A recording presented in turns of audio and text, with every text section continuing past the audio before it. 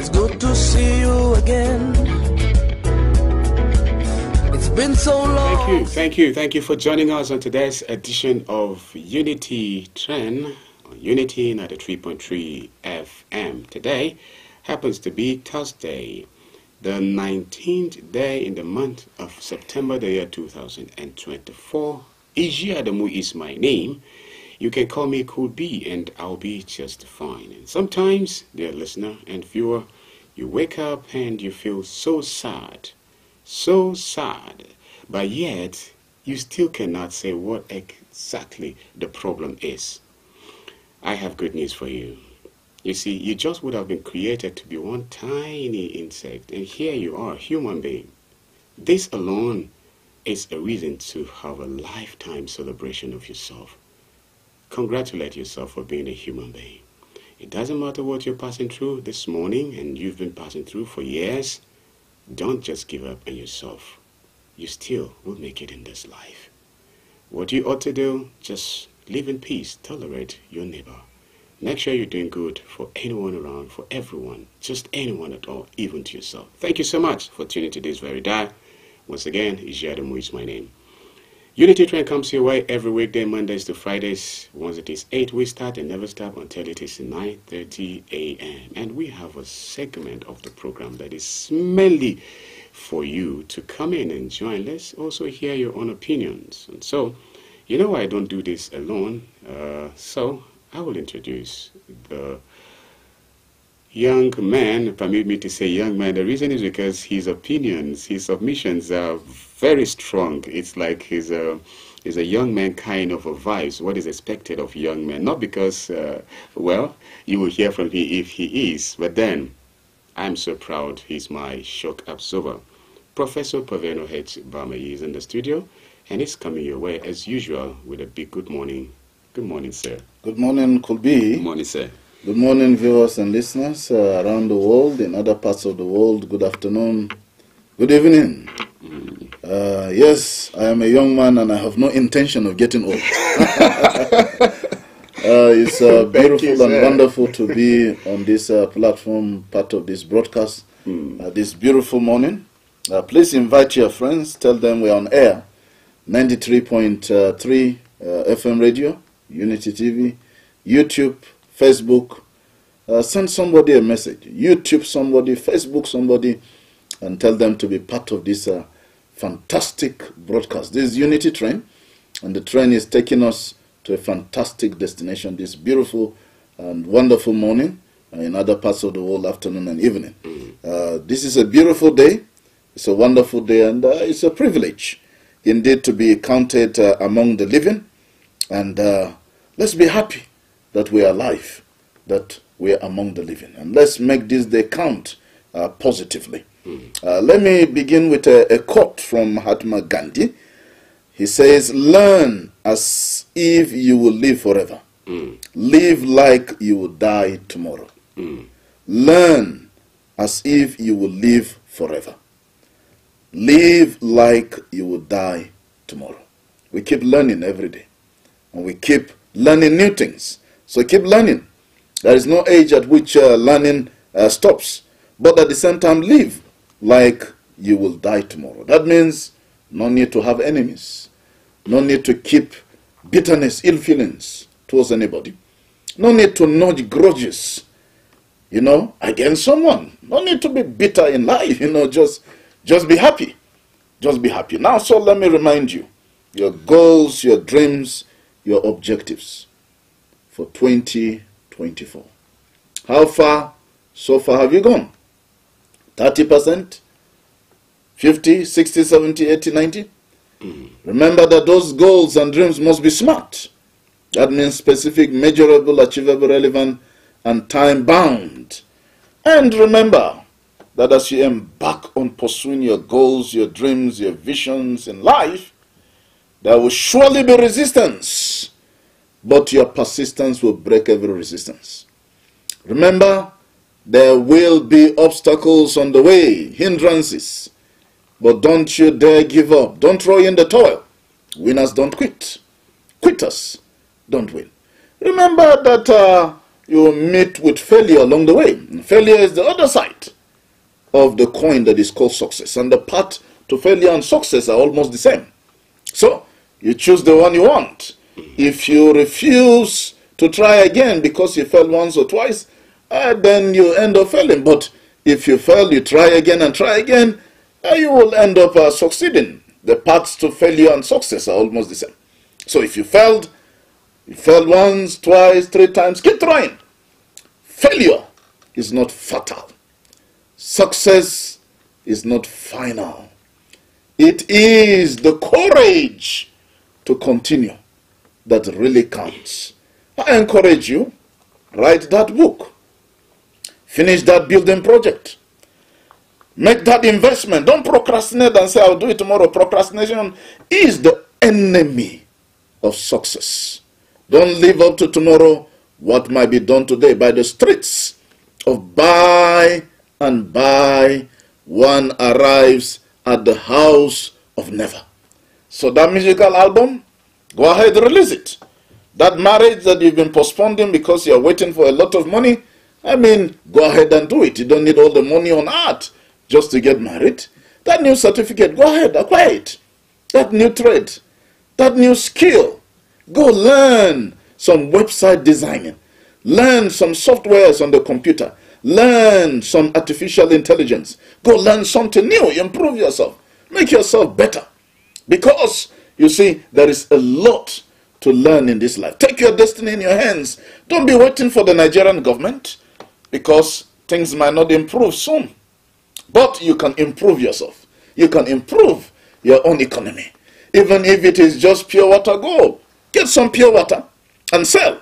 I know that our own pure water, for example, in the university, 250 per bag, and you can sell it for 400, 500, or even more, and then you're making something. Don't wait for somebody to come and help you when you have hands, you have legs, you have a brain. Even those without hands and legs have made it in this life. So go out there and make a difference. Stop procrastination. Stop procrastinating. Stop giving up. Stop complaining, lamenting, blaming other people for your predicament in life. Because you can change everything negative in your life. You can become that great person. If you were born poor, it is not your fault. If you die poor, it is your fault. Go out there, make a difference. And please remember, today and always, to be the change that you want to see in the world. Thank you for taking us on such a wonderful and fantastic ride already, Professor Proveno H. Ba Mayi. Thank you, dear listener and viewer. We are streaming live on Facebook. You can already go there and start following us. Throw your comments, and let's have your own opinions too. At Unity Radio FM/TV, Jaws. And the same you have it for our WhatsApp channel as well. So please, let's do this together. And the journey has begun. Let's continue this way. Those planning to create a crisis before, during, and after Saturday's off-season governorship elections in Edo State should perish the thoughts. Chief of Defense Staff, General Christopher Musa, warned on Wednesday. Julius Abure-led factions of the Labour Party has expressed anger that some of those who begged to join the party ahead of last year's general elections are currently at loggerheads with its leadership. Here's another thing you also need to know. 153 days after he was declared wanted, former Kogi State Governor Yahaya Bello yesterday claimed he turned up at the Economic and Financial Crimes Commission's EFCC headquarters, ready for questioning over an alleged mismanagement of 80.2 billion naira. The fourth one here says the federal government has called on agencies recruiting for the private sector to adhere to the 70,000 naira minimum wage, warning that any deviations will not be tolerated. Another one says the Assistant Inspector General of Police is on too. Onikan Adegoke Fayode has said that the rape allegation involving a Lagos policeman is receiving adequate attention. The Osun State Police Command on Wednesday said it has arrested 7 suspects for selling human parts and water used to bath corpses in the state. This is so sad, right?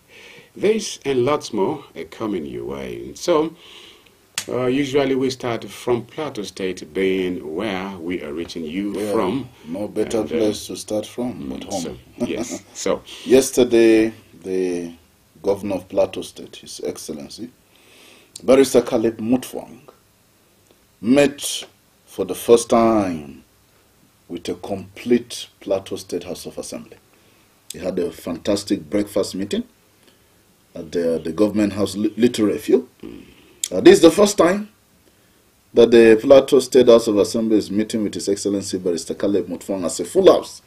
Now that they are 24. So everybody is represented. I'm sure the good people of Plateau are happy that we have a complete Plateau State House of Assembly. And they are meeting with His Excellency the Governor. This is part of the political, tactical maneuverings to ensure that the executive can have a free way to be able to operate and give the people the dividends of democracy. It is beautiful to see the legislative arm of government with the executive arm at peace and working together. It's a beautiful thing. It helps a lot rather than the rancors and divisions and fights. But also, let's hope that this will not compromise the legislative arm of government so that they will not become a rubber stamp House of Assembly like we had the National Assembly under Buhari.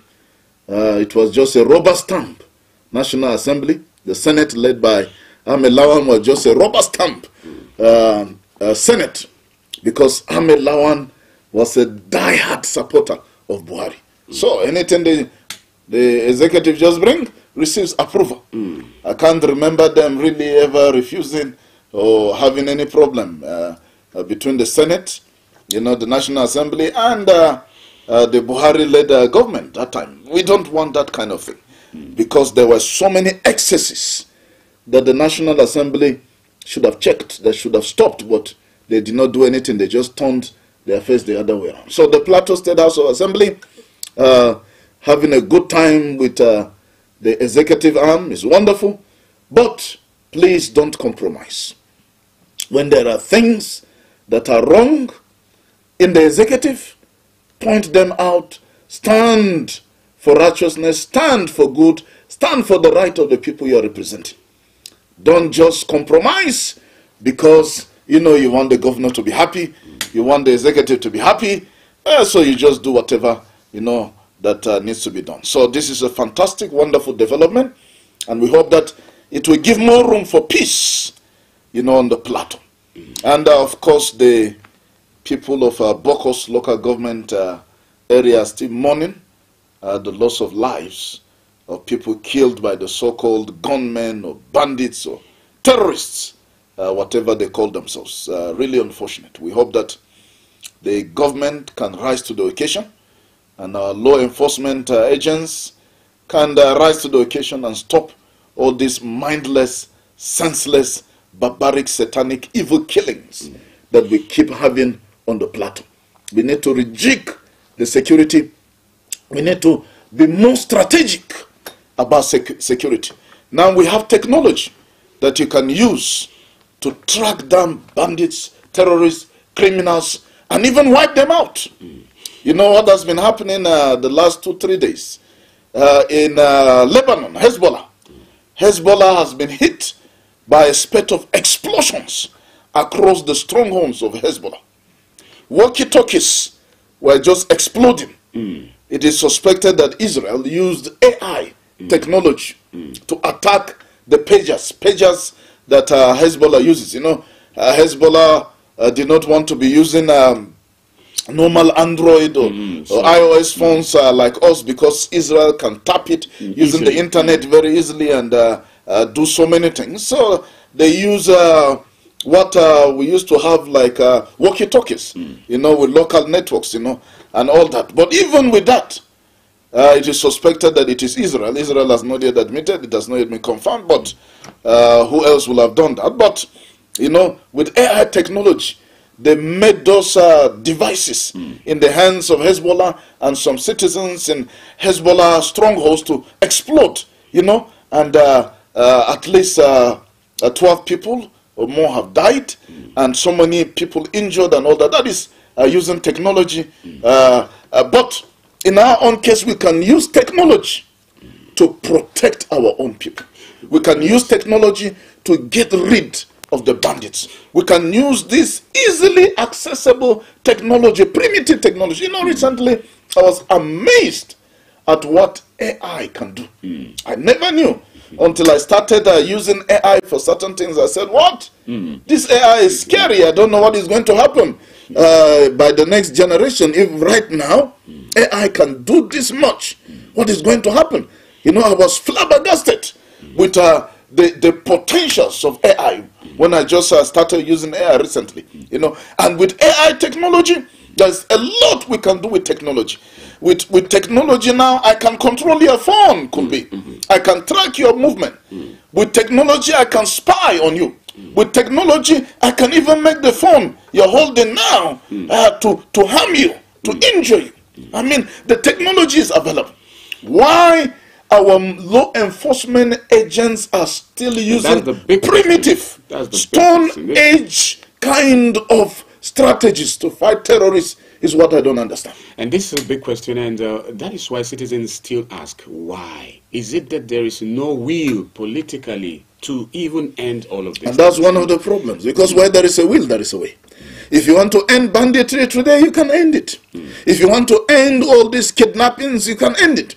If you want to end all this terrorism, you can end it.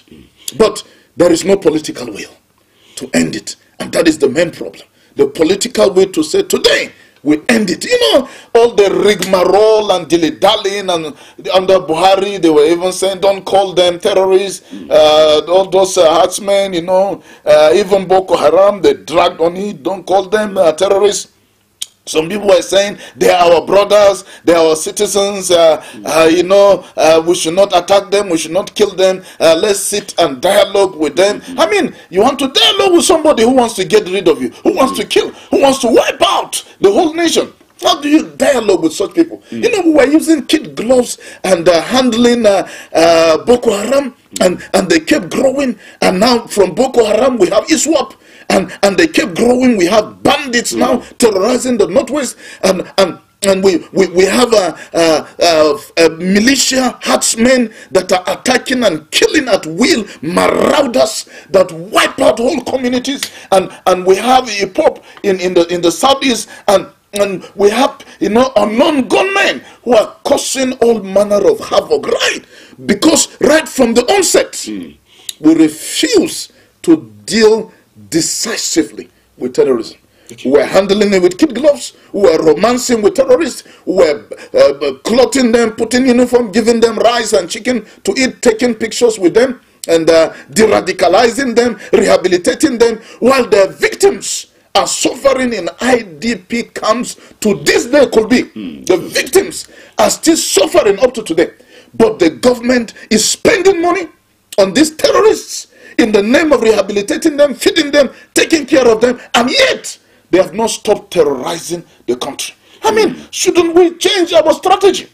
Can we continue like this, romancing with terrorists? Can we continue to talk with terrorists that are not ready for dialogue? Can we continue, you know, to treat them with kid gloves instead of neutralizing them?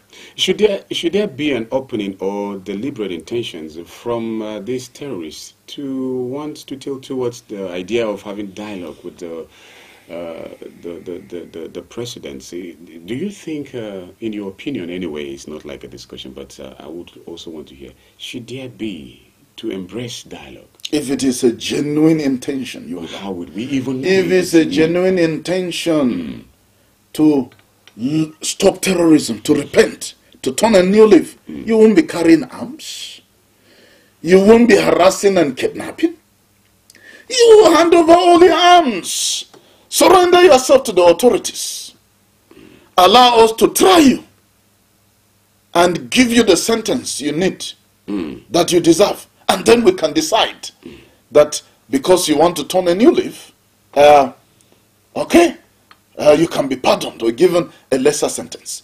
But terrorists who are busy spitting venom from forests, threatening to wipe out the army, to attack, to kill, kidnapping, they still have people in their custody. You know that those people are not ready to repent. You know that those are not people that are ready for any form of dialogue. Those are people that you should deal with decisively once and for all, so that the country can have peace. But of course, over the years, could be we've had extremely weak leaders. Extremely weak leaders. We've had Jonathan was a weak leader. After His Excellency Goodluck Ebele Jonathan, Umaru Musa Yar'Adua came for just a short period of time, and then after him, no, it was Obasanjo, then Umaru Musa Yar'Adua, then Goodluck Ebele Jonathan came. After Goodluck Ebele Jonathan was a very weak leader, we had Buhari.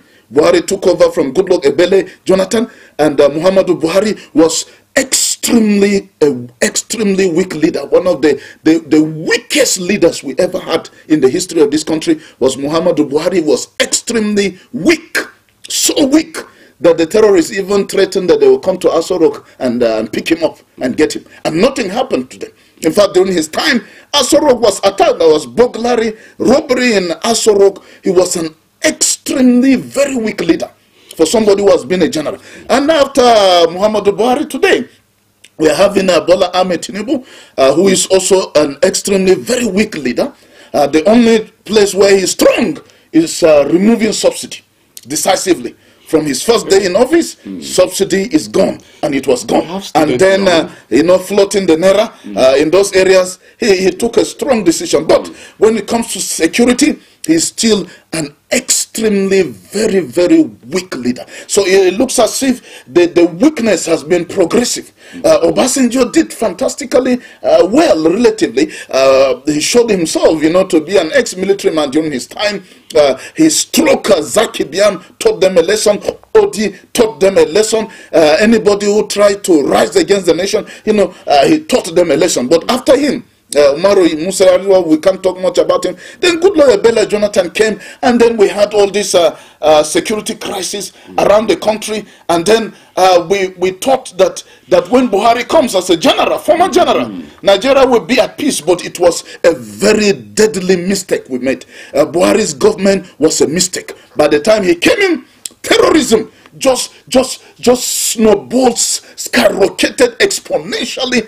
There was insecurity in every part of the country. During Goodluck Ebele Jonathan's time, it was restricted mostly, to the northeast. With the coming of Buhari, the bandits had a field day. The Boko Haram, ISWAP had a field day. The Herdsmen, had the field day. All over the country was insecurity. Abuja was being threatened. Even Aso Rock, they said that they will be able to take over, Aso Rock. Remember that time Lai Mohammed was saying it's laughable that the terrorists are saying they're coming to Aso Rock. But, the kind of confidence that terrorists had under Buhari was unimaginable. And then, after Buhari now, His Excellency Bola Ahmed Tinubu has not learned a lesson from the Buhari era, of which he was part of that government, because he was the leader and a leader of the APC. Now he's repeating the same mistakes of previous governments. And so we keep having this problem of insecurity in the country, except we have a strong leader. One that is decisive, a leader that is strong, a leader that will lead by example, a leader that will say, today I want to end terrorism. Do you know that if the only thing Bola Ahmed Tinubu does today is to end insecurity in this country, he will go into the annals of history as a great hero. Let him just achieve one thing instead of pursuing too many things. At the end of the day, jack of all trades, master of none. Nothing has been achieved. Let him pursue one thing strategically. But he's not ending insecurity. He's not helping the economy of the country. The educational system is not getting better. Nothing. He's not really focused. I think his attention is divided, and his vision today. Tell me, what is the vision of the president? You know, you can't really say this is his vision as president of Nigeria. Okay. You know, he has divided attention left, right, and center. With the recent developments, the achievements, military neutralizing some key, leaders of the terrorists, and a headline from Truth Nigeria say, terror's shadow looms as Nigerian bandits gather to choose new leader. Well, that will be after this commercial break. I'll hear your thoughts there. Thank you. Our listener viewer, it's time for a commercial break. We'll be right back. Stay tuned. Mr. Politician, it's good to see you again. It's been so long since you've been here. You had me thinking you were dead. How's your taxpayer mansion? How was your...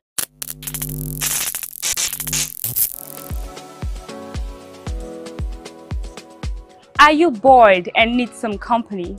Get a TV experience like no other on Unity TV. We are turning up the hits with captivating TV shows, electrifying political programs, music, movies,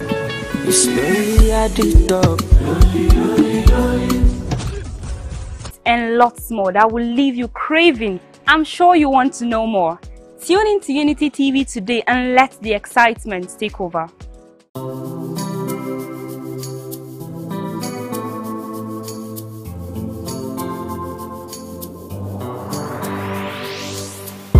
Please pay attention. It starts from the foundation. Everybody needs somebody. You turn a blind eye and care nothing less. Say it's just business, all about the money. You are so unbothered as long as they pay. Say it's just business, all about the money. You know they're on a fast lane, but you've got business to run. So you look away the other way. It concerns you. It kill law, it kill dreams. It land people for jail. War against drug abuse. Get ready to be entertained and inspired by the incredible stories around the globe. Don't miss out on the excitement. Hello at Work is an ultimate TV program that brings to you the interesting stories and daily happenings worldwide. Join us Mondays and Thursdays, 10 a.m. as we dive into the daily happenings and stories. Tune in and stay. Say hello to the world as you bring in your ideas, as it is a perfect blend of entertainment and information. Get ready to stay up to date while being entertained. I was the head boy in my primary school, senior prefect and best graduating student in my secondary school, but drug abuse almost ruined my life. I was on an average of 2 grams of cocaine per day. I was taking 8 ampoules of pentazosine daily. European shisha, cocaine. I became a user, a dealer, and a gangster. I saw other users drowning. I knew I didn't want to be like them, but I was already trapped. My family disowned me. My employment was terminated. I sold my car, sold my house. I'll go out well-dressed and return shoeless, shirtless in exchange for drugs. I was saying things that were not real, and I once stabbed myself because I felt something crawling under my skin. I contacted NDLEA and started therapy. I spent 3 months in therapy. I spent 8 months. It's easy to relapse, but your mind has to be stronger than the cravings. Drugs does not love you. You are not the one using drugs. Drugs are the one using you. Say no to drug abuse. The Financial Services Regulation Coordinating Committee, FSRCC, in collaboration with the National Broadcasting Commission, NBC, wishes to draw the attention of the public to the worrisome increase in the activities of illegal financial operators, IFOs, which threaten public trust and the stability of the Nigerian financial system. The FSRCC and NBC hereby advises the general public to refrain from dealing with unlicensed financial operators who deceive individuals with unrealistically high investment returns. Make sure to verify the licensing status of such companies and schemes on this website. To report any suspicions of illicit financial activities, call 0700 225 5226, 0800 225 5226, or +234 817 665 6273. Let's work together to uphold the integrity of Nigeria's financial system. Announcer, FSRCC. Unity. Unity TV. Mr. Politician, it's good to see you again. It's been so long since you've been here. The program remains Unity Train on your radio. We are streaming live on Facebook at Unity Radio FM/TV Just. This is the second segment and we call it Transit. Time check is 8:32 a.m. this lovely Thursday morning, the 19th day in the month of September, the year 2024. Ishi Adomu remains my name, and in the studio it has been Professor Poveno H. Bamayi, the erudite public and current affairs analyst. And together we continue. Don't forget, just after the segment, we'll put on the studio line. We'll also read comments that you have sent to us on our Facebook page, and also your text messages as well. So please, we would be very happy that you stay tuned with us on this dial and on this very program. Professor, you were just talking about issues of security. We have lots of other issues as well, but then I have this from Truth Nigeria.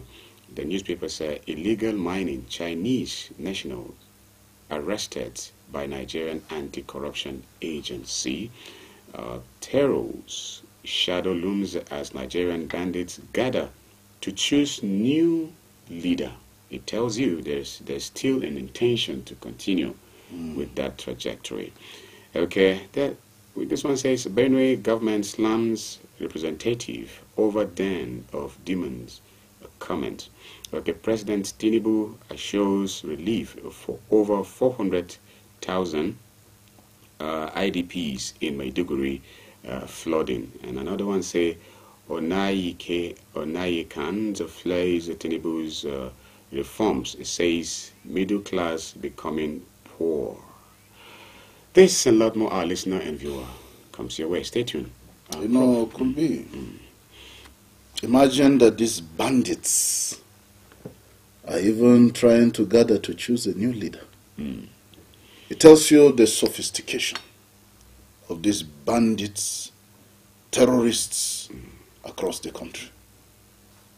You know, anytime you have two or more people involved in doing something, one must be the leader. Everybody cannot be a leader. So once two or more people come, at least, one of them will take leadership.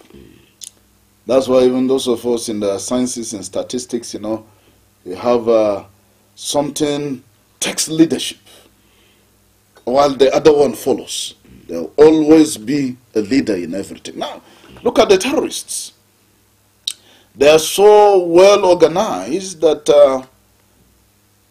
having killed a few of their leaders, they're choosing somebody maybe to replace Kachala, choosing somebody to replace their leaders who have been killed by the military. Now, I think that's a lesson for us, that these bandits have been relatively very successful. How successful are we? How successful is the government of Nigeria? How successful is the leadership in Nigeria? If bandits know that they have a leader and they have to come together and choose the best among them, the best of the worst among them, to be their leader. Look at us in this country. Can't we learn a lesson from them? And it tells you that these bandits don't even care about the military. They don't care that there is a government in Nigeria. They're running their own government. They don't care about all the security agencies in the country because they're running their own government, unabated. That means they have their own economy. They have a parallel government to the government of Nigeria. They don't see themselves as submitting to the government of Nigeria or any institution in Nigeria. And that is why they're coming together and running their own government in the ungoverned spaces that we've allowed in this country. You know, we keep lamenting, why do we still have ungoverned spaces in this country? Why do we still have places where bandits can hide, terrorists can hide, can even build houses and stay and have wives, marry wives, have children, even farm, even have animals?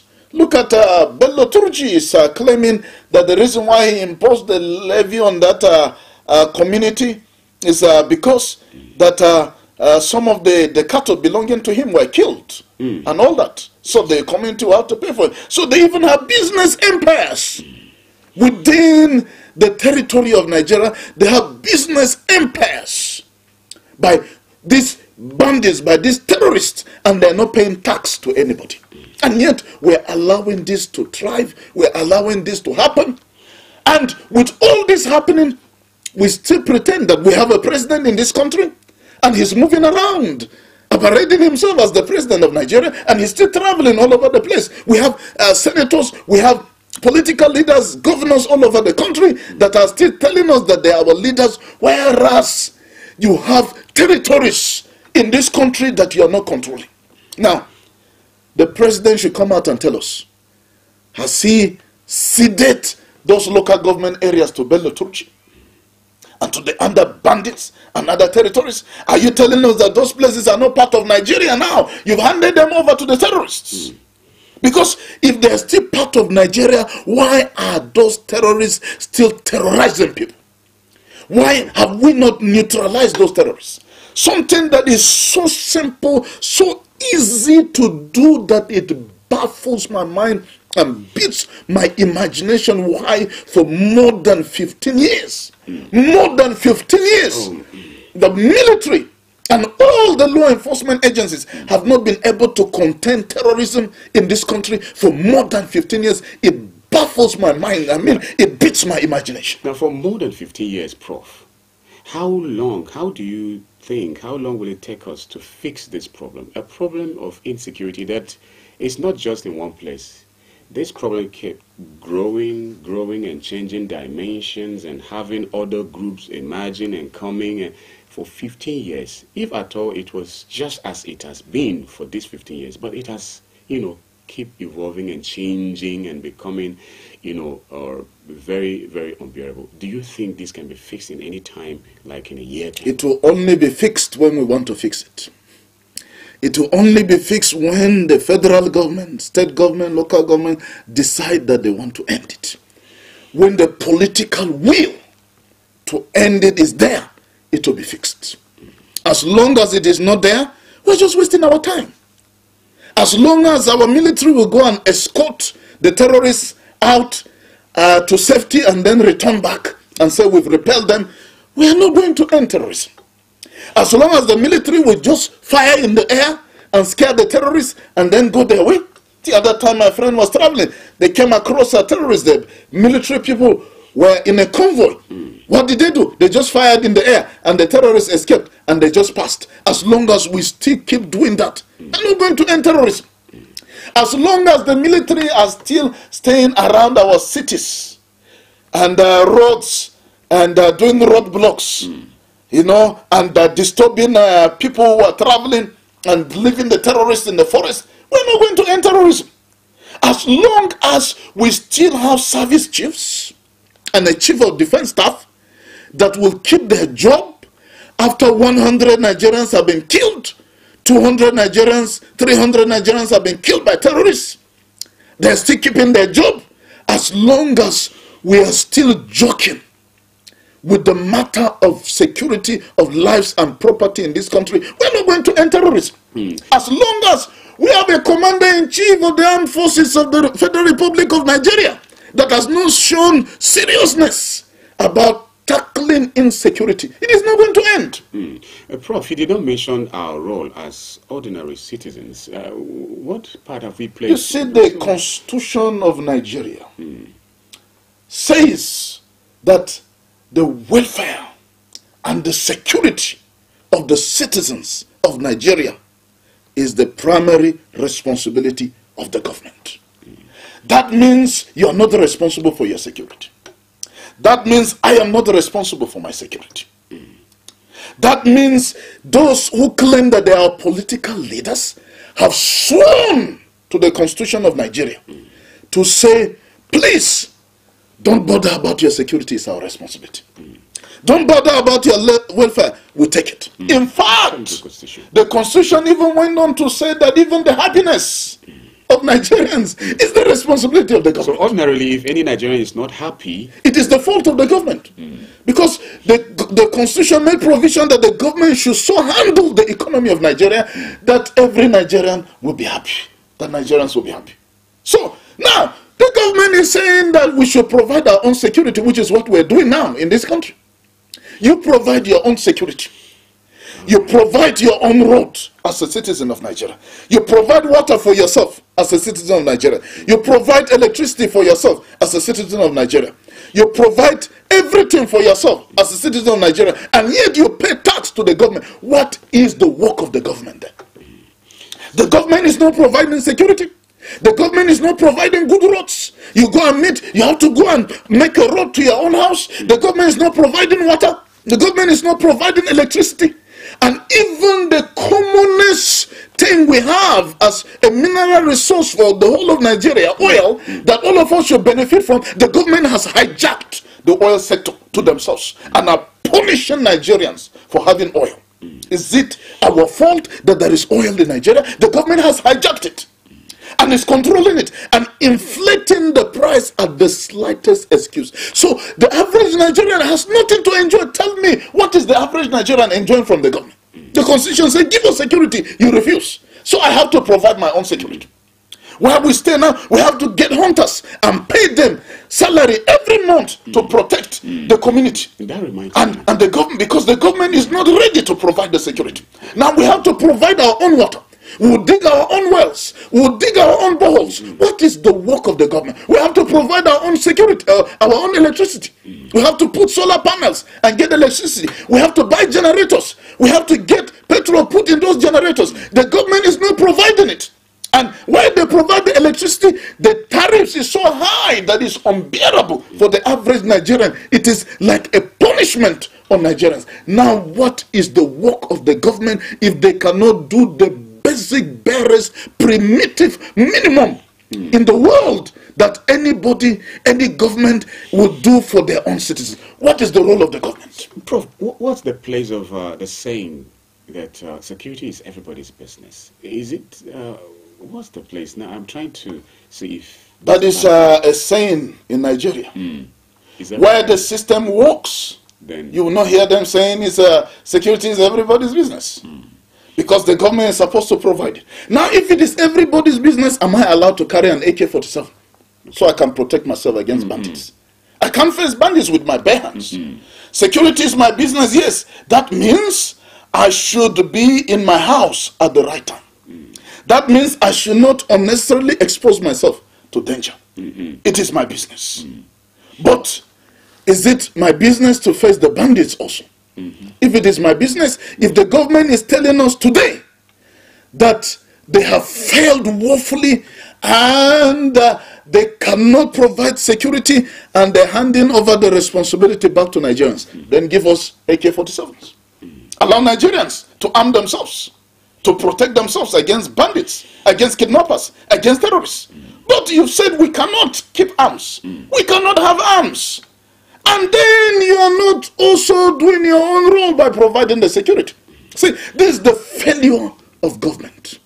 And the federal government of Nigeria, state government, local government, our political leaders should apologize to Nigerians for failing us when it comes to security, for failing us when it comes to welfare, for failing us to meet up the expectation of Nigerians, instead of blaming Nigerians. I heard the politician saying, why are you people running away from the bandits and all that? You should protect yourselves and fight them with your bare hands.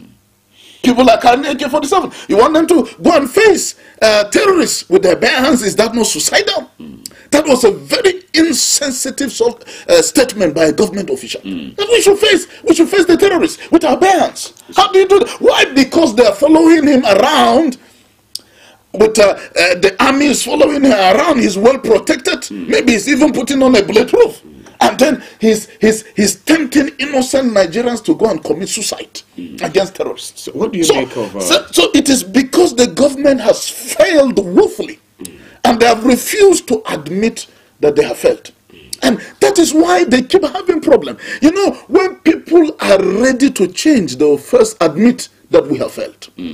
Have they come out to tell us they have failed so that we can help them? Have they come out to say, Nigerians, we are sorry, we have failed you. Please, can you help us? We have failed as a government. But, you know, they're just moving about pretending as if everything is normal, everything is okay. If 50 people died, they'll say it's just a small number. Compared to the previous government, we are better. You know, at least our own is just a small number that died compared to the other one. You know, I mean, downplaying the pains, the sufferings, the agony of Nigerians. Now, Prof, let's look at these big and great Nigerians like T.Y. Danjuma and also Abdul Salami. Abdul Salami recently, I think just yesterday, one of the headlines captures his statement saying is this security issue is getting out of hands. And recently again, T.Y. also made a call that the service chiefs should rise up again and to make sure they bring an end to this. So it's like becoming an issue even to people who thought this would have been over. Are still saying, why is it still there? So what is the fate of citizens, their trust to this government, and so on and so forth? I can tell you the citizens have lost their trust in the security agencies, the government generally, that is supposed to be directing the security personnel on what they're supposed to do, because we're in a democracy. And so the military, the police, and all of them take orders and directives from the Commander-in-Chief of the Armed Forces of the Federal Republic of Nigeria on whose table the buck stops and who should take responsibility for the security of the entire country. His Excellency Bola Ahmed Tinubu has not shown himself to be a leader when it comes to security, securing the citizens of this country. That is why people like Abdul Salami Abubakar and T.Y. Danjuma are saying that things are getting out of hand. Even the hardships, economic hardships in the country, getting out of hand. It's becoming unbearable for the citizens. And these are people who have been in government. Of course, I will ask them, what is your role? What role did you play? Well, during Abdul Salam Abubakar's time, Nigeria was relatively more peaceful than it is now. He was head of state for 9 months, kept to his word, handed over. T.Y. Danjuma, in those days, Nigeria was safer than it is today. Now, but with all the insecurity around now, what is the solution? The solution is very simple. Okay. Strong leadership. Strong leadership. Focused leadership, targeted leadership. If today His Excellency Bola Ahmed Tinubu comes out and gives all the service chiefs 1 month, end terrorism in Nigeria, or you answer to me, they will wake up. After 1 month, if there is no significant change, fire them. Fire them, remove them from office. Disgrace them out of office and bring in people who will produce results. I mean, even foreign mercenaries have told Nigeria that, look, if your military, your police and all the rest cannot handle insecurity, we are ready to come and help you. The federal government has not allowed them. Foreign mercenaries, they have said we are ready to come and help. Because, you know, it beats the imagination of people around the world that Nigeria, with over 200 million people, with one of the strongest armies in Africa, with one of the best police in Africa, and a force to be reckoned with around the world. Our police have taken part in international peacekeeping operations in various countries, Myanmar, Congo, and the rest of them. But in our own country, we're not able to handle security matters. It baffles the international community that even foreign mercenaries have offered that they can help Nigeria to end terrorism. But our government was too proud, to accept foreign help. And then, too weak to take the bull by the horns and end insecurity. You know what we should do to end this insecurity? All these service chiefs and all this military and the rest that we're keeping in the barracks and that we are putting on the highways and that we are attaching to our politicians to be protecting the regime. We should remove all of them and take them into the forests. Let them comb all the forests in Nigeria and neutralize these terrorists and position themselves strongly in such a way that after neutralizing, you take possession of the land, take possession of those territories and begin to use them. We need food in this country. Can't we farm in those forests for food security for the country? Why are we allowing terrorists to stay in Sambisa forests? Why don't we have a map of Kajuru Forest, Shiroro Forest, Sambisa, and all the rest of them that we know per second, per minute, the movement of everybody in every forest in Nigeria? That is what nations that are serious about security do. They monitor movements inch by inch in every territory of that country, of that nation. That is how they protect their nations, protect their citizens. Go to the United States, as big as the US is. There is no part of the US you go that you are not being monitored. Go to Russia. Go to China. China has over 1 billion people. Go there today as could be. Coming from Nigeria. You are monitored from the day you arrive. There is no part of the People's Republic of China that you go to that you are off the surveillance of the security of that country. And yet, it is a country that is much more bigger than Nigeria, that has 5 times the population of Nigeria. But yet, they're effective. One small terrorist misbehaves in China, he's quelled under 24 hours. They will bring down that terrorist. But here in Nigeria, 15 years. We're still talking. What's 15 years? What do you make of Nothing those who probably would be sabotaging the effort of government after government? And sometimes you have this president come and the situation seems to be growing for the worse instead. So there are definitely could be those who sabotage the efforts of governments. Don't you think so? Well, if they do, expose them. Bring them to book if they're doing. Well, because the politicians are the ones sabotaging themselves. They allow things to get worse so that they will campaign and say, vote for me, I will end the insecurity. Vote for me, I will end the hardships. Vote for me, there will be subsidy for you. Vote for me, this will happen. They're the ones sabotaging themselves, our political leaders.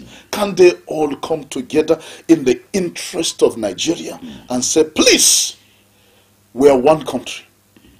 Let's come together. Let's end the sufferings of Nigeria. Look at all that we're passing through as a nation. Look at the flood issue. Are we supposed to be having flooding in this country?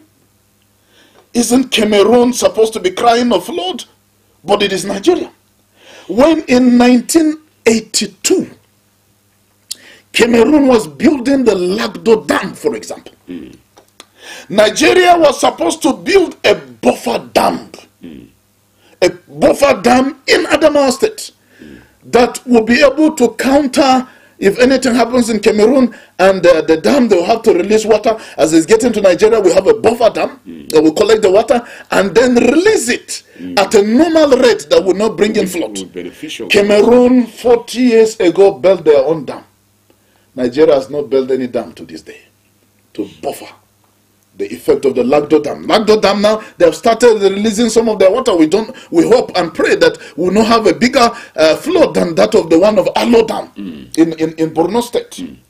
Now, look at it. Our political leaders at that time, Nigeria was very rich.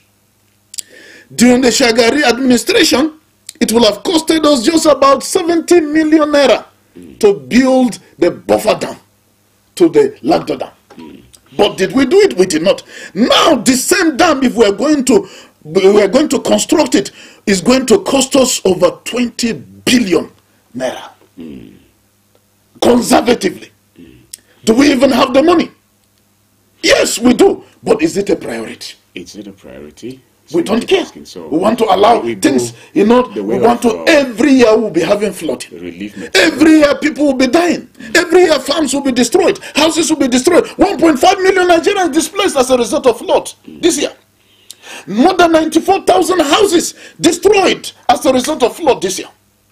We have over 300 people have died as a result of flood this year, and we're still counting.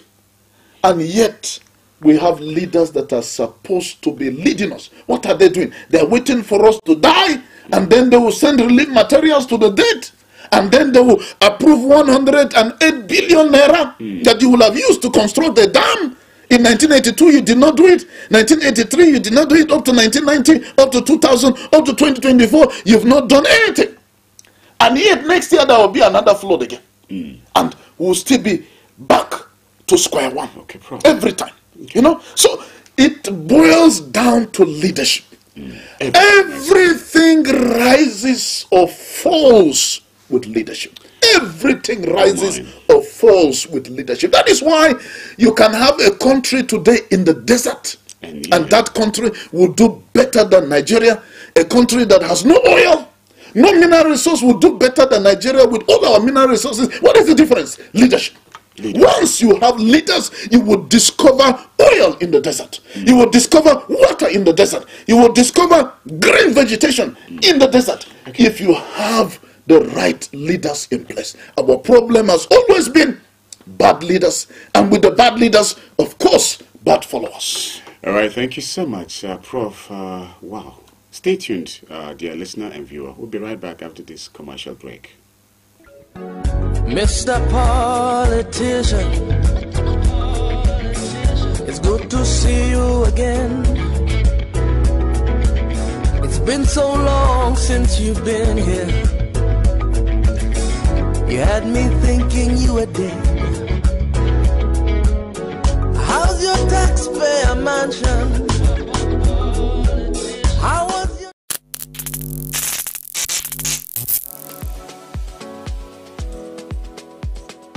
Are you bored and need some company? Get a TV experience like no other on Unity TV. We are turning up the hits with captivating TV shows, electrifying political programs, music, movies,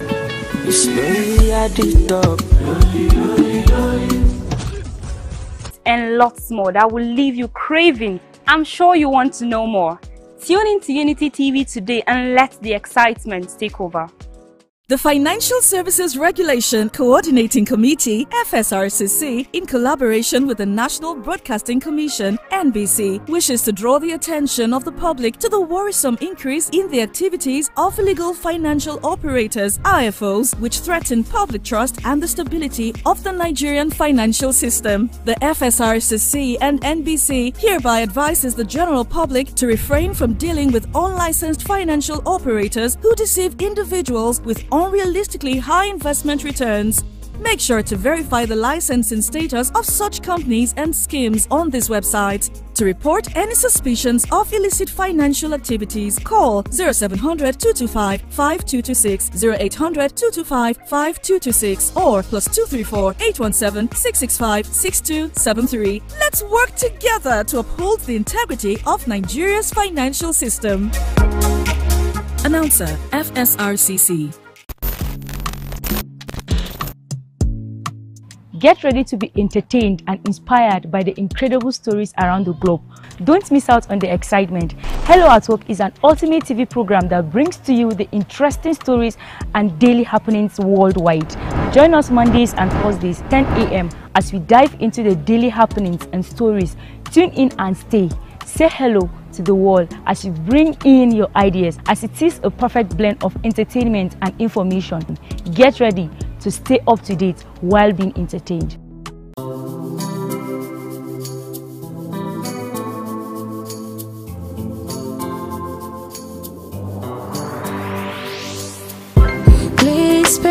attention. It starts from the foundation. Everybody needs somebody. Everybody needs some love. You turn a blind eye and care nothing less. Say it's just business, all about the money. You are so unbothered as long as they pay. Say it's just business, all about the money. You know they're on a fast lane, but you've got business to run. So you look away the other way.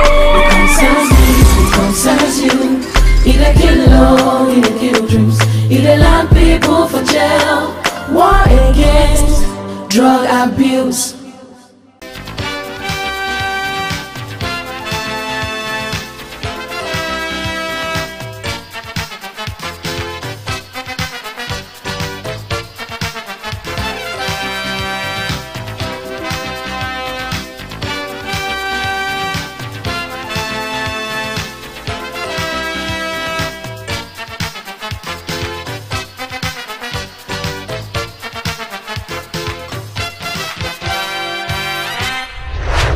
Unity TV.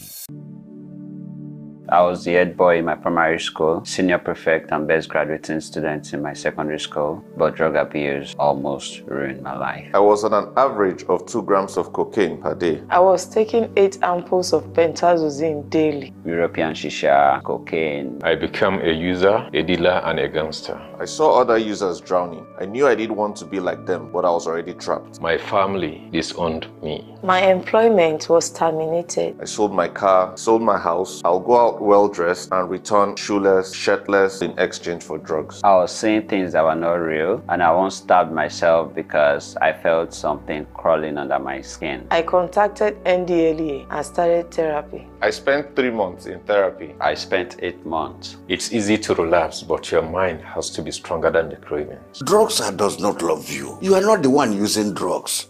Drugs are the one using you. Say no to drug abuse. Mr. Politician, it's good to see you again. It's been so long since you've been here. You had me thinking you were dead. Thanks for staying tuned with us on this very program, Unity Trend, on your radio and, of course, on Facebook and other social media platforms. We're streaming live at Unity Radio FM/TV Jos. The same you have for our WhatsApp channel. So please, I would appreciate if you find it worthy to be part of the program. We'll read your comments. And for text messages, 0808-478-9999 for text messages alone. In the studio, it has been Professor Provena H. Bamaye. Barrister Paul Zaruma hasn't been able to make it. He is bereaved. And our hearts, again, we send our condolences to the entire family of our brother, Barrister Paul Zaruma. Okay, before I pick your call, remember that comments made on this platform are not in any way the position of Unity 93.3 FM. So if you call, just help us. Do us a favor, make your comments, your submissions, your opinion in such a way that it will help promote peaceful coexistence in Plateau State, Nigeria, and the world over. Text messages from yesterday before I'll begin to pick your calls. This one's from yesterday. It says, good morning, Prof. Bamayi, say Allah, Adamu E.G. Could be, I hope you have all eaten equal pay. Equal pay, not in Nigeria, not even equal pension at retirement. We pray that the present committee on wages will work hard to address the differences. My condolences to Barrister Paul and the family, please. I'm Lowell Giwa from Sabon Fegi. Just thank you. Okay, got that one from yesterday's text messages. Okay, another one here. This one says, good morning, sir. How was your night and your family fine? May Almighty Allah guide, protect, and keep you safe from all evil. I say amen. And it's from Hassan Garba. Thank you, Hassan Garba. Okay, still, this one says, good morning, Unity FM. Could be Prof. Barrister Zaruma. Wherever you are, my condolences to Zaruma's family for loss of their daughter. Thank you for the ginger. Very good for the listening. Okay, also thank the Plateau State government for the complete state house. Okay, and then terrorism has been politicized. The guys, it's to enrich themselves. So satanic. May God deliver us from bad leaders who claimed to be Nigerians sponsoring terrorism. God passed them. God passed them. Thank you. May God deliver us from the cankerworm. Daniel Deladi Adam from Kabon Satellite Market. 1 man, 1 farm, 1 woman, 2 farms. Good morning. Could be our amiable, consistent, and passionate analyst, Professor Bamayi, and the sports analyst. I want to commiserate with Barrister Zaruma over the demise of his sister. May God rest her soul, comfort him, comfort her, and the entire family. I also want to lend my voice that the PLATEAU should have no excuse, since they will be adequately funded. They should write their names in gold by conducting credible and transparent elections. We, the electorate, should make sure we vote competent and capable candidates so that our grassroots can be given adequate attention and be transformed. Peace is priceless. Let's live in peace. God bless Unity FM and Nigeria. And that is from Christy Izang from Rukuba Road. All right, I begin to pick your calls now before the messages for today. Hello, good morning. Good morning. Good morning, could you hear me? Yes, I can hear you. Good morning. All right, go on. You have a minute, Mr. Benedict. Yes, thank you. Yes, I'm going to say good morning to the talk on this evening. Good morning. Yes. I'm also use the opportunity for me to make the condole with the families of Barrister Paul. the Yes. Yes. And maybe this is, we should prepare ourselves for life in Ghana. Thank you. I want to sincerely appreciate this sincerely slow and the purpose we have in the studio. I keep on commending the professor for actually being truthful in the issues of Nigeria. I think if you ask me, I would like him the professor in the studio as the patriot of and the lover of humanity and lover of democracy. The Almighty God is going to bless him for choosing to give out all this kind of things, and to also submit what is expected of him as a patriot. So I salute you and I salute the college. If you look at the other government in the past, you don't recognize these bandits as terrorists, and that is one of the reasons why the Nigerian government cannot really come out to fight them with the full force as expected of Nigerians. Let me tell you why. Yes. In 2018, Buhari had an agreement with the American government to provide the Tekuna airplane. Yes. That was provided in 2020. The American government said that this particular Tekuna air fighters, these fighters can only be used in the northeast Nigeria. In the northeast Nigeria, the situation is not like this. And that's the agreement that the Nigerian government signed. The Nigerian chief of defense have signed that particular agreement with the American government that this particular aircraft cannot be used anywhere in Nigeria except in the north, because these are terrorists. American government don't want to do anything terrorist. So because this issue of security has been given a political undertone, a regional undertone, people don't want to report. That's the reason why these people that are calling themselves bandits operating locally in the north. Are you there? Oh my, this is unbelievable. Okay, he was making so wonderful points there. Yeah, there was an agreement on the use of the Tucano fighter helicopters when it was given to the Nigerian government. But the Nigerian government have not even maximized the use of those fighter helicopters, even based on the agreement. I don't know when was the last time they were used, even in the northeast, to eliminate terrorists who are still operating there freely, who are still moving about, who are still blocking roads, who are still kidnapping, who are still marrying wives and having children and building houses in the northeast, in the Sambisa forest, and all that. So those fighter jets, those Tucano fighter helicopters should have been used to comb the Sambisa forest and get rid of all the terrorists there. Okay. All right, lovely. We have a caller here. Good morning. Hello, good morning. Your name, please? Oh, mine. I just cannot say Network what the is reason having is. some little challenge. Let's update our viewers and listeners also that the earth tremor we talked about in Mbappe area of Abuja and environs, the federal government has come out through the Minister for Innovation, Science and Technology, Geoffrey Naji, to say the earth tremors are not related to earthquakes. So people should not be afraid because the ground is shaking or some noise is being heard, for about 3 days, beginning from over the weekend up to Tuesday. The residents of Mbappe area of Abuja have been experiencing this mini earth tremor.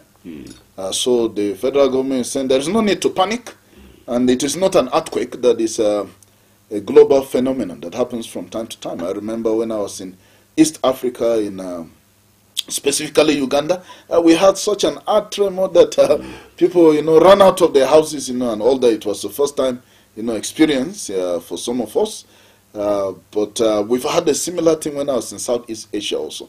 So the government is saying, no, it is not an earthquake. It's just an earth tremor. Remember, September 5th to 7th in 2018, the same thing was experienced in those parts of Abuja. So about 6 years after, the same experience is repeating itself. So you can imagine. So the government is collecting data, analyzing seismological data based on that particular area to determine the cause.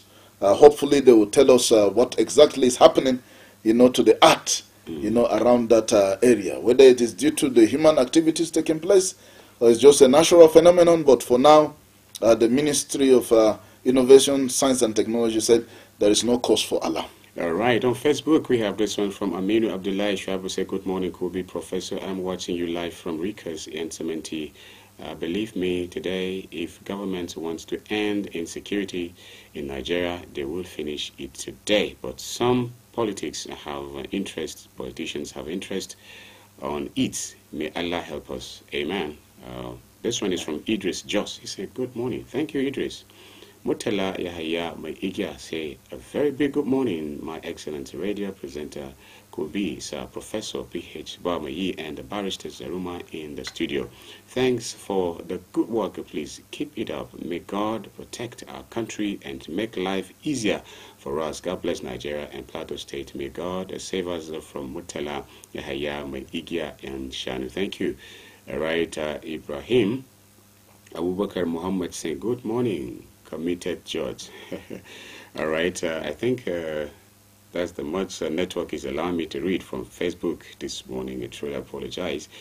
Okay, let's continue with text messages and see what we can do concerning your calls as well. Let's see this, if it's okay now. Hello, good morning. Hello, good morning. Morning.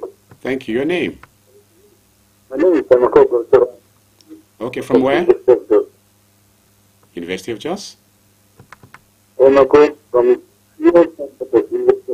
Okay, let's have your take in a minute. Oh my, Prof. The network. It's really not It's part of the things we should work on and improve our network. We have a satellite that was launched some years ago, but I mean, we are not maximizing it. We're still having problem when it comes to networks. And it's quite unfortunate. It's We truly really apologize. unfortunate, Okay, text message here. This one say, good morning, Kubi and the Prof. If the bandits can gather and choose their leader and the government allow this to happen, then Nigeria is sitting on a time bomb. Honestly, we don't have visionary presidents. Something is wrong in the HAUSA Rock. Nigeria have everything, yet we lose everything. A time shall come when bandits will govern this country if nothing is done. If nothing is done, and it's from Amy Longs from Agingi. The way things are going, he's trying to say if nothing is done deliberately and honestly, urgently, then it stands to be something. Because these bandits are moving about freely. Okay. They even go to our markets and buy food and return back to the forest. And I have this one for your listening delight, Professor. This one say, ha ha ha, the professor made me laugh. Okay. Our leaders will sit and wait until another flood occurs, and they will come and give 1.8 billion naira help IBB. So with that, well, it's not just... It's unfortunate. And they said they don't have money. Where is the money coming from? The 108 billion. We're waiting for them. They have not paid ASU. And now NASU and SANU is threatening to go on strike in 3 weeks' time. They're threatening to shut down the universities. The federal government has not paid SANU. They have not paid NASU. They have not paid ASU. But suddenly 108 billion just appeared. They said they don't have money. But with the flood, 108 billion just appeared from nowhere. It tells you that these people, if they want to do something, they will do it. It's just that they don't prioritize certain things. Some things are not a priority. That go make those who have the right. Let me tell you, could be if our president wants to make University of Ibadan, University of Abuja, University of Jos be like Oxford, like Harvard, like Cambridge. Today, we have more than enough money to fund the universities in this country. We have more than enough money to bring in the best expatriates from all over the world. But the will, the political will, is not there. When some of us were undergraduates, we were taught by different expatriates from all over the world. I was taught by a German, Professor H.D. Gesinga. I was taught by Professor Shabduri from Pakistan, by Professor Siva Shelvan from India. I was taught by, many of my lecturers, most of them, Professor Rupra and the rest of them. These are experts who have written textbooks, different parts of the country. They were the ones that taught me as an undergraduate. There are no more in this country. You will hardly find any expatriate now, except the ones doing community service. Very few of them are left in this country because the Nigerian educational system doesn't support, such people. Because the government has refused to invest in education. And that is why we keep having all these problems. The government needs to wake up and prioritize education in this country. All right, thank you. From yesterday, good morning, Kubi, and the professor, the barrister in the studio. May God continue to bless you both for educating us and the General Republic free of charge. We pray for better Nigeria, for dreams. Bulus Esther, woman in Faringada. And for today, Bulus Esther again say, may the soul of barrister sister rest in peace with the Lord. God continue to bless Unity FM, Plateau State and Nigeria. Thank you, Bulus Esther, woman in Faringada. And another one here said that it's certain and life is limited. Every soul must test death. Our heart is with you, Barrister Paul Zaruma, for the death of your beloved sister. On behalf of Unity Trend family, we send our condolence to you and entire family. May Allah surround everyone affected by the ongoing calamity. Comfort those who are grieving. Okay, Hassan Garba. Thank you, Hassan Garba. And another text message just came in, and this one is saying, good morning, Professor Bamayi. They say, Allah. Okay, I read that of yesterday.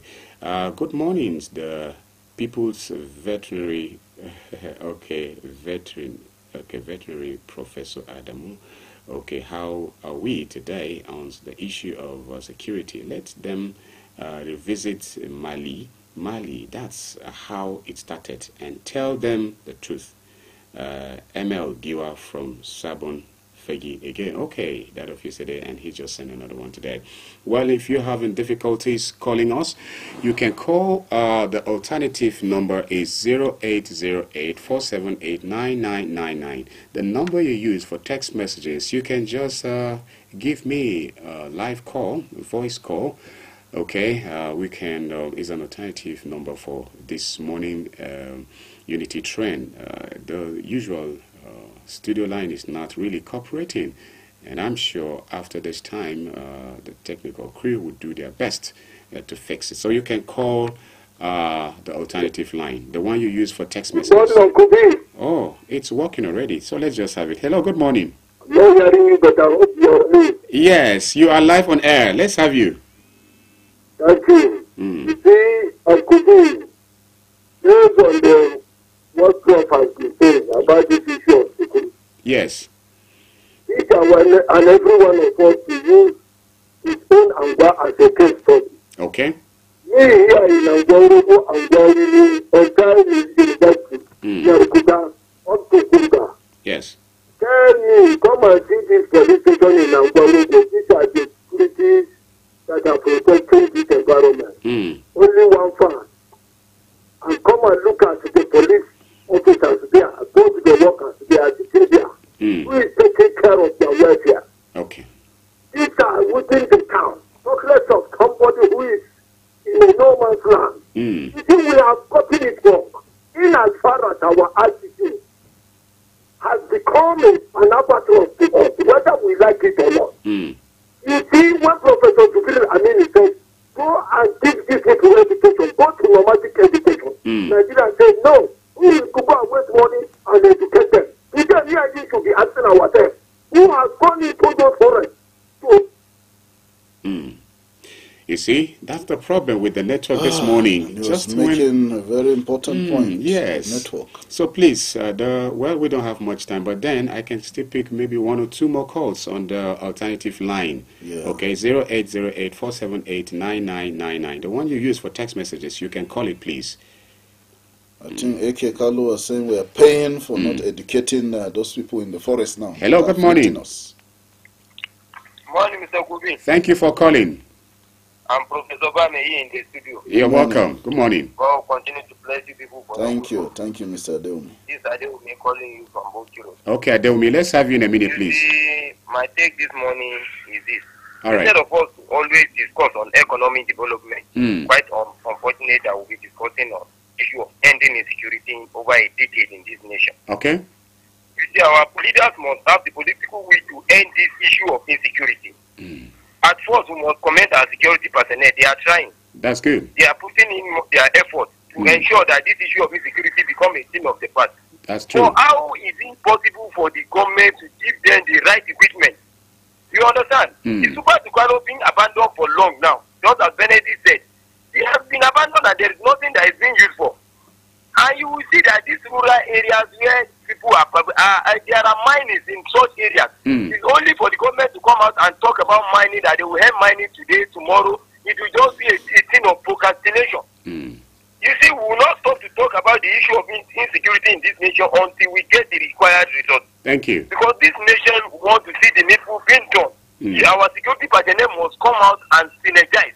Because issue of insecurity must be treated with serious urgency. All right.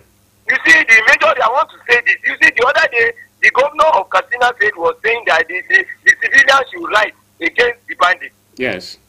I now felt ashamed. I said, why would people now start rising against bandits? People who don't even have a stick going to rise against banditry. Even the security, how did they cope with the banditry issue? And on the other hand, they are now moving the security, the security, Matawale, moving to Sokoto State. To go and to relocate to Sokoto State, where we have other places like Niger, where those type of action were supposed to be taken to those places and clear those people once and for all. Thank you. Honestly speaking, this issue of killing must just end in this nation because it's just becoming a thing of shame and a national disgrace to this nation. All right. Thank you, and God continue to bless you for your good work. All right. Thank you so much, Mr. Adeomi. You see, I love the submissions of our listeners. Each time they call, they take you to another whole broad area of angle of thoughts and submissions. These are people who are concerned about this country. These are people who want to see things work in this country. Otherwise, our viewers and listeners will have been preparing to japa out of the country, like others have done who have given up on Nigeria. All right. But when you see the way our listeners and viewers speak passionately, it tells you that they still believe in Nigeria. They believe that something can change, something can be better. Yes. No, not like one of my friends in Canada said, I gave up. I've given up on Nigeria. You're the one that still thinks that things can change in Nigeria. I've given up. I don't think Nigeria will ever change in my lifetime. That's somebody who has given up. But for us, we still believe that in our lifetime, Nigeria can be better. And that's why we are not busy trying to jump out of the country. That's why we are not looking for visa to live to Cameroon or Niger or US or Germany or Asia somewhere. You know, because we believe that Nigeria can still rise up and become all right. great. Thank you very much, Professor. Earnestly, on behalf of my dear listener and viewer right now, I want to say thank you, Prof, for just choosing to be here. Truly, this is service to humanity and community service. Thank you so much. There are 11 states that the government said should prepare, that there might be flooding. Okay. Now that the Lagdo Dam is releasing water, little by little, we have Adamawa State, we have Taraba State, we have Benue State, Nasarawa State, Kogi State, Edo State, Delta State, Anambra State, Bayelsa State, Cross River State, and River State that may be affected by the water coming from the Lagdo Dam. The Alo Dam has already taken its toll. The Lagdo Dam, they have started releasing water. And I hope that these states, their governors can take charge and do something so that we don't start crying again. You know, we don't have those kind of stories that touch the heart. So, well, Nigerians, let's not give up. Nigeria has the potential to still become great. Let's put in our best, do something to make our own economy better, you know, and that of the country. And, you know, could be this Saturday again at the Faculty of Veterinary Medicine, University of Jos, at the permanent site. We'll be gathering again at 11 a.m.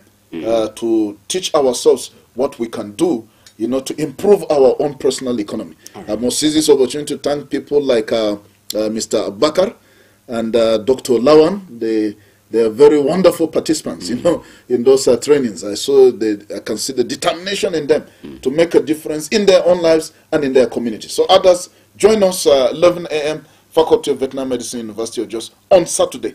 We have people coming from Abuja, and those of us based here in Jos. Come, let's discuss the challenges you're facing, and then you'll discover that in the midst of difficulty lies opportunity. All right, thank you so much. My community broadcast is coming your way after this very time. Of course, again, this is Thursday, and the ladies' show, Hello at Work, again. And so please, from me, Kubi, I say bye-bye. See you tomorrow for yet another interesting edition of Unity Train on your radio and TV. Bye-bye.